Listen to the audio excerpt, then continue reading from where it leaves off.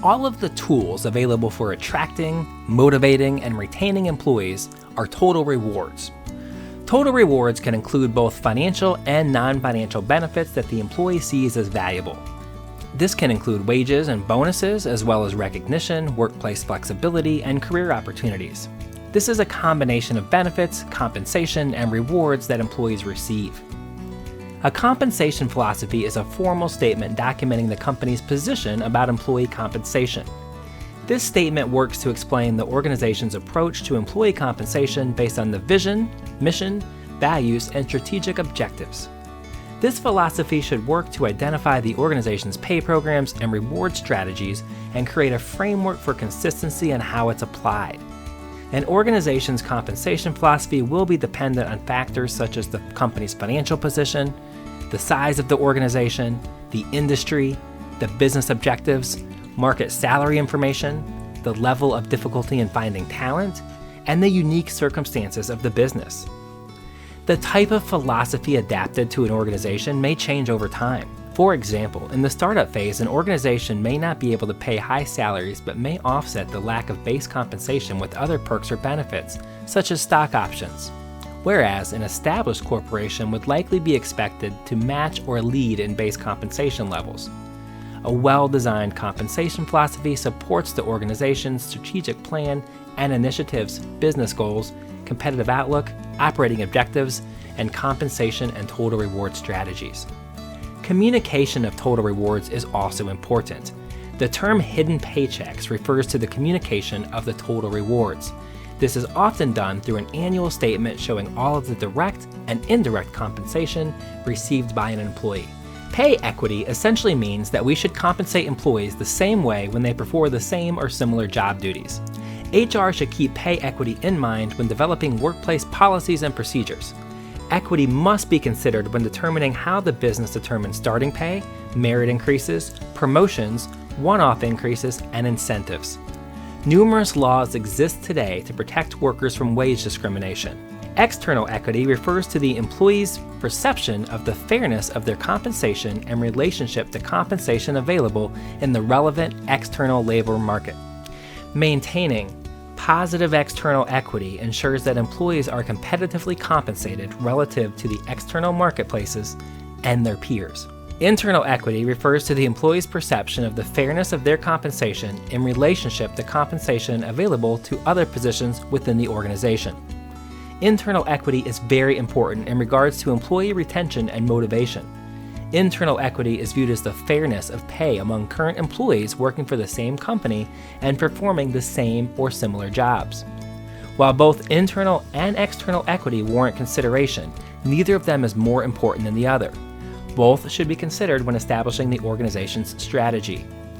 Individual equity refers to the employee's perception of fairness of their compensation in relation to anybody else in the same pay scale.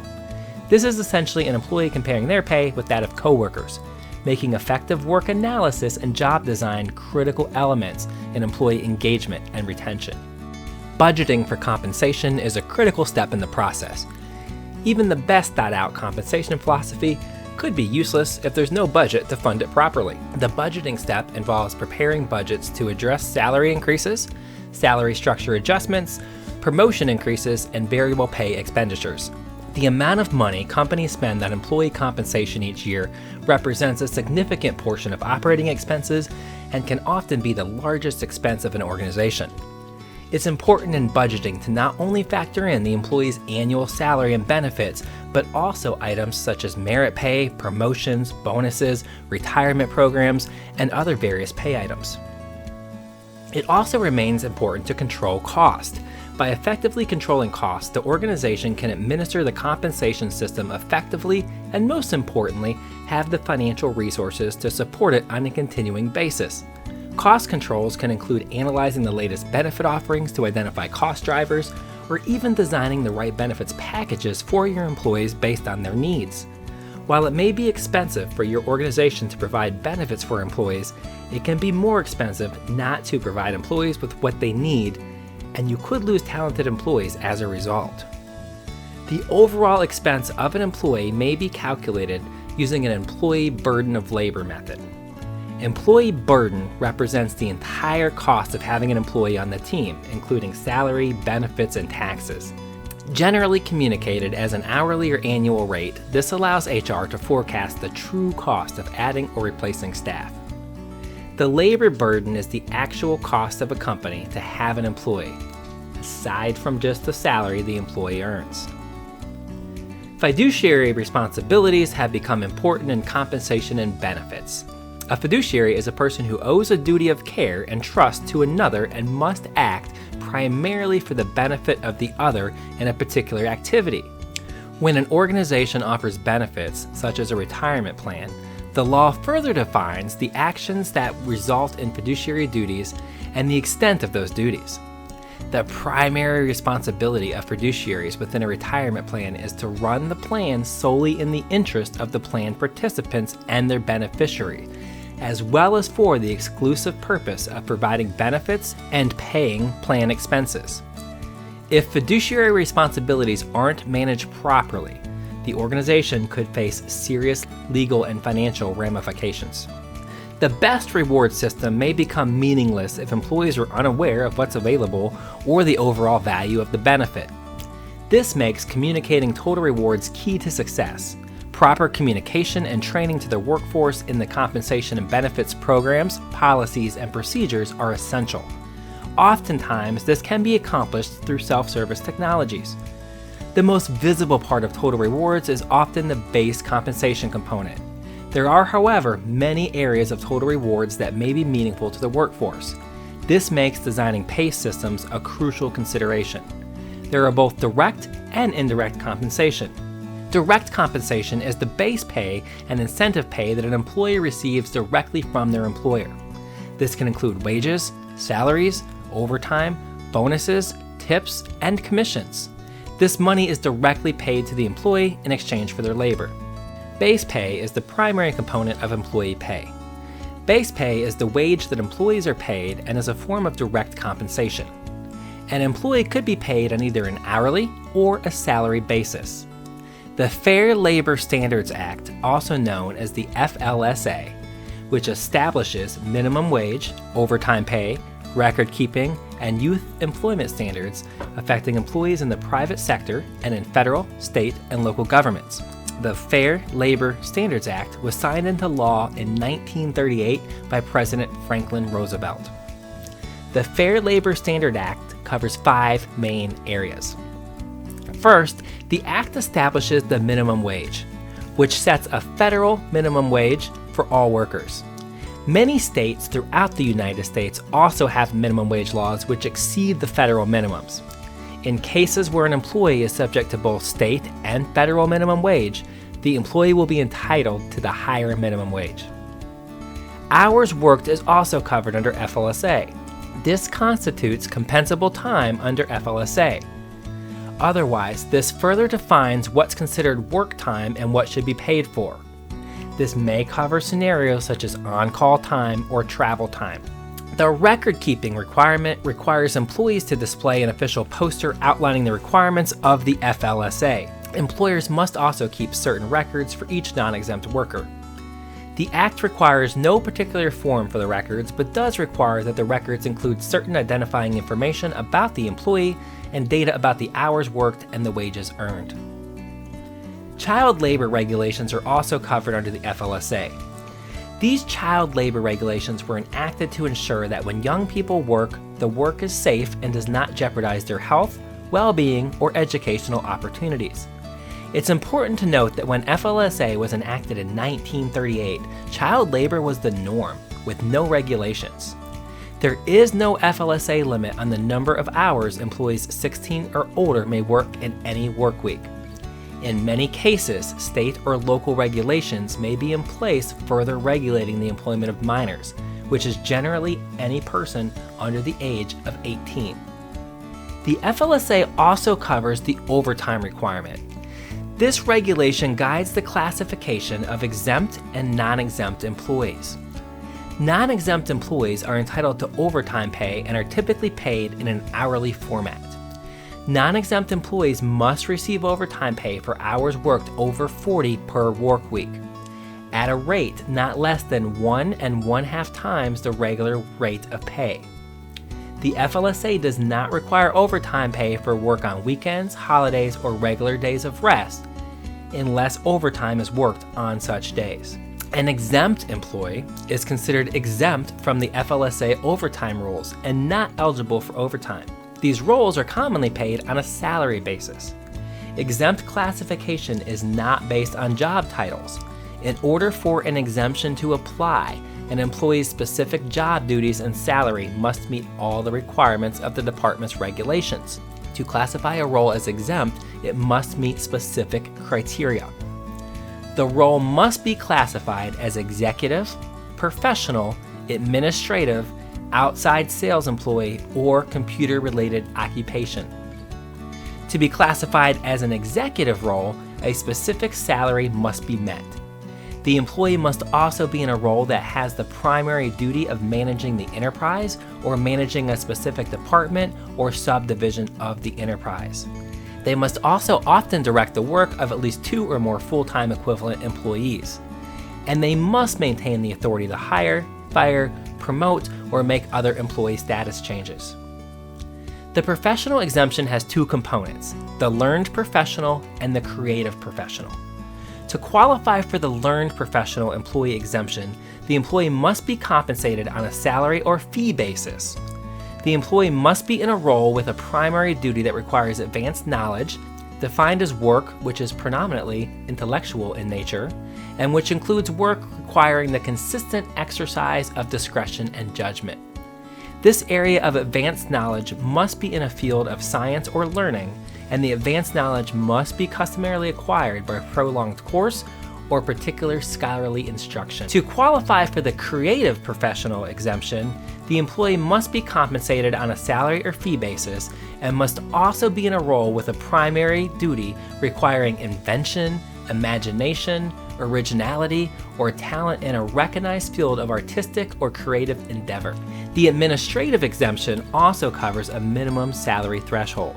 This role must also be primarily focused on the performance of office or non-manual work directly related to the management or general business operations of the employer or the employer's customers. This type of role must have a primary duty including the exercise of discretion and independent judgment with respect to matters of significance within the organization.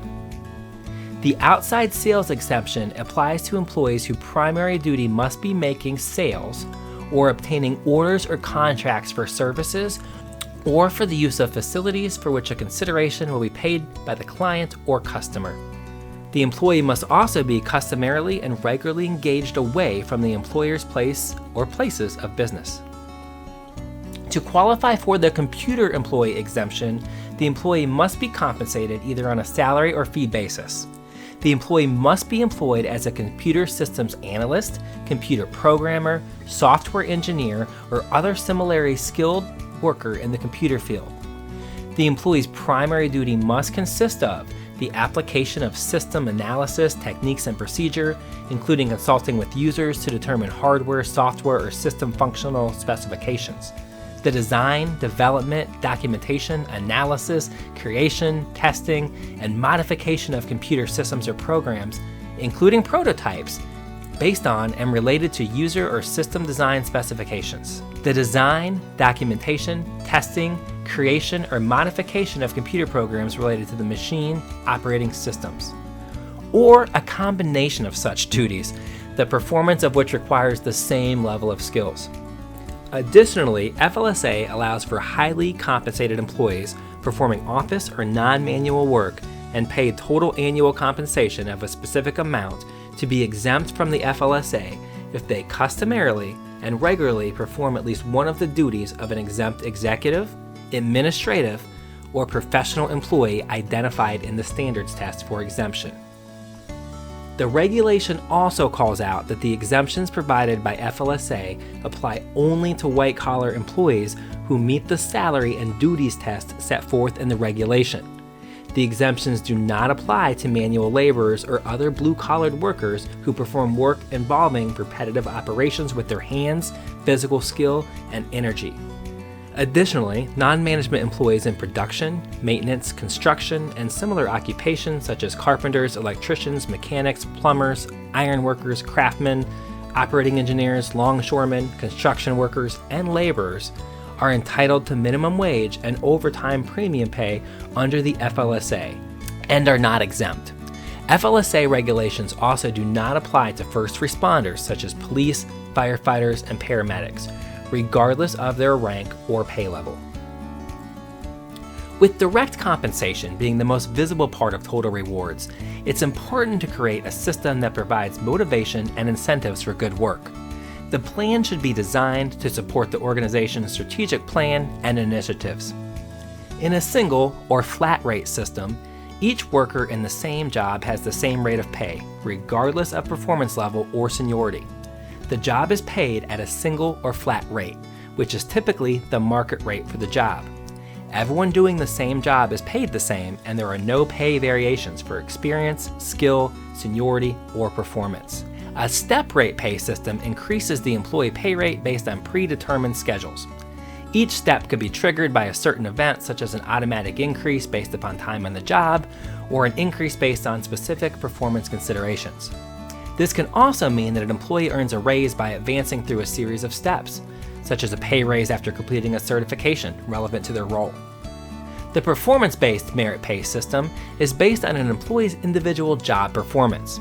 Performance-based pay system is also referred to as merit pay, or pay for performance. In this system, employees are typically hired at or near the minimum for their pay range. Pay increases are normally awarded on an annual basis and influenced by the individual's overall job performance. This usually involves the employer conducting a review meeting with the employee to discuss their work performance during a certain time period. In a productivity-based system, pay is determined by a specific quantity of the employee's output. This could mean a straight piece rate system where the employee received a base rate of pay and is awarded additional compensation based on the amount of output produced. Or this could also mean a differential piece rate system where the employee receives one pay rate up to the production standard and a higher pay rate when the standard is exceeded. In a person-based system, the capabilities of the employee, rather than how the job is performed, determine the employee's pay. This is a compensation model that focuses on paying the person rather than paying for the job. Developing a person-based pay structure requires an understanding of the tasks and responsibilities of jobs within an organization. For example, two employees do the same work, but one employee with a higher level of skill, experience, or education is paid higher. Person-based pay could be set on a knowledge, skill, or competency-based system. In a knowledge-based system, a person's pay is based on the level of knowledge they have in a particular field, such as an attorney. In a skill-based system, employees are compensated for the number and depth of skills they have that are applicable to their job. An example could be a heavy machine operator. In the competency-based system, pay is linked to the level at which an employee can perform in a recognized competency. This model is intended to motivate staff and develop knowledge and skills to continue the organization's success.